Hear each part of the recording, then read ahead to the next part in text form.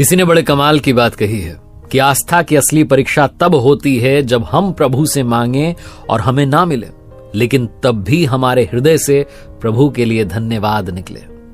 नमस्ते दोस्तों, मैं हूं आरजे कार्तिक। एक बड़ा छोटा सा प्रसंग है प्रभु श्री राम जी का।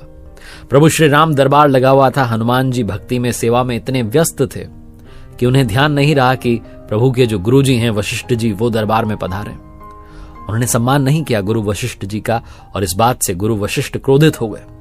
वो प्रभु श्री राम के पास गए और जाकर के कहने लगे कि राम, आपको दंड देना होगा जिसने मेरा अपमान किया है। राम जी कहने लगे कि बताइए किसको दंड देना है। गुरु वशिष्ठ जी ने कहा कि अगर मैं नाम बता दूंगा तो तुम उसे दंड नहीं दोगे, तुम स्वयं को दंड दे लोगे। राम जी ने कहा नहीं, आप बताइए।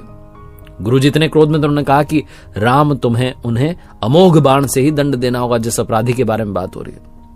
तो राम जी ने कहा आप बताइए ना, कौन है अपराधी।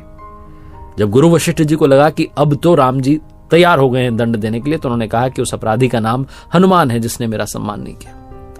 प्रभु श्री राम ने गुरु जी को कह दिया था, गुरु जी की आज्ञा थी तो उन्होंने माना। उन्होंने कहा कि ठीक है, कल संध्या सरयू के तट पर हनुमान को मैं अमोघ बाण से दंड दूंगा।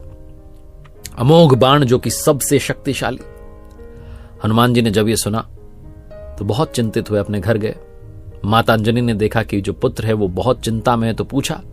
हनुमान जी ने बताया कि मां, मुझे वैसे तो ब्रह्मांड में कोई हरा नहीं सकता, मार नहीं सकता, लेकिन प्रभु श्री राम अपने बाण से मुझे दंड देने जा रहे हैं। अब सब समाप्त होने वाला है। माता अंजनी ने जब सुना कि पवन पुत्र जो हैं वो चिंता में है, पवन सुत हनुमान अतुलित बल धामा, जिनका जो बल है वो जिसकी तुलना नहीं की जा सकती, तो माता अंजनी ने उन्हें याद दिलाया कि बेटा याद करो, मुझे भगवान शिव जी ने एक मंत्र दिया जो मैंने तुम्हें जन्म के समय घुट्टी में पिलाया।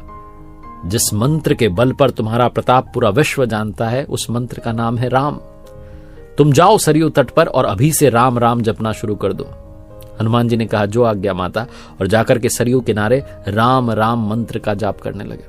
अगली संध्या में प्रभु अपने दरबार के साथ में वहां पधारे और अमोघ बाण से, जैसी की बात हुई थी, गुरु जी का आदेश था, वो आज्ञा मानने के लिए अमोघ बाण चलाया, लेकिन हनुमान जी पर उसका कोई असर नहीं हुआ।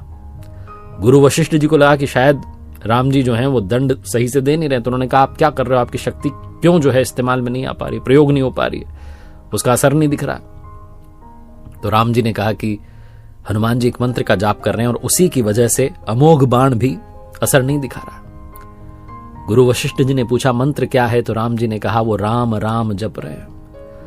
गुरु वशिष्ठ जी ने प्रणाम किया और कहा कि दरबार छोड़कर, नगर छोड़कर आश्रम में जा रहा हूं, मैं भी राम राम ही जपूंगा। इसकी महिमा राम से भी बढ़कर है।